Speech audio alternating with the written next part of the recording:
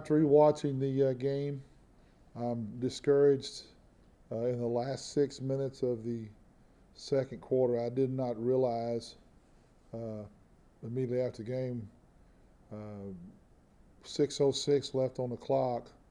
They're punting to us, and it's 14-3. I didn't realize we were when after the game there's that little time left in the first half. Then 2 plays later, we get the safety. Then we kick to them. Rodney knocks down a pass and gets a 15-yard penalty. Moves them down in their end, and then the pump and the touchdown off of the pump.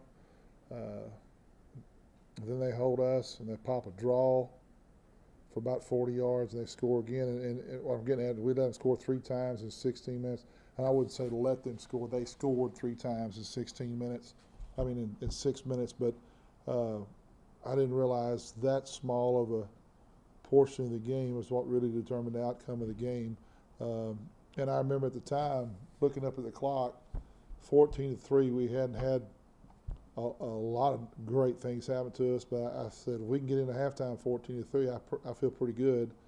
And we let the game get out of hand, and we're not going to be able to beat anybody in conference play when you're down 27 at halftime. But I was encouraged by a lot of things that happened prior to that 6-minute stretch, and I was encouraged by a lot of things I saw in the second half. Now, you have to play a complete 60 minutes, I realize that, but after watching the film, I'm a little more encouraged than I was following the game.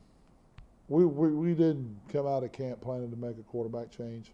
I think we're not through with Carson. I think he's still going to do some things for us as he did the other night. I think you'll see more and more of both of them as this season goes on, and people have to prepare for both. We're not writing him off by any means. We're just trying to kickstart our offense and give us what we felt like was a better opportunity to move the football. But you'll see both of them as the season goes on. Well, I wouldn't put it the way you put it, just because I'm not going to be locker room material for the other 8. But I think we've played 3 very good football teams, and I think we're better because of it. It was tough. Houston was so good defensively. It was tough to see if we improved from the first week to the second week. I did see us improve the second half against Sam Houston. I'm still disappointed that we were down the way we were, but I did see some improvement. And if we can do that 2 weeks in a row and practice and improve at the rate that we need to, I like our chances going forward the last 8 games. But we got to continue to improve. But I think we have gotten better playing good people, and we have played good people. What specifically are you guys going to try to correct during the bye week to make sure that? Well, number one, talking to Trey Haverty, our DC, we're going to do a lot of tackling drills.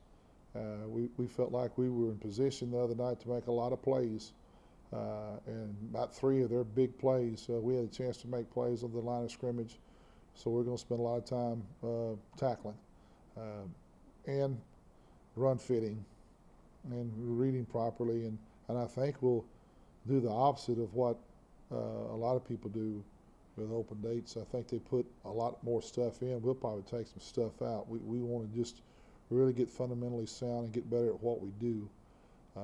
Same thing on offense. I thought Sam Houston State's defensive front, one up front, I didn't think our technique and the way we were blocking, we weren't at our best, and we have to improve what we do. I think we got a good scheme. We got to improve on it, and we'll spend a lot of time running the ball and stopping the run.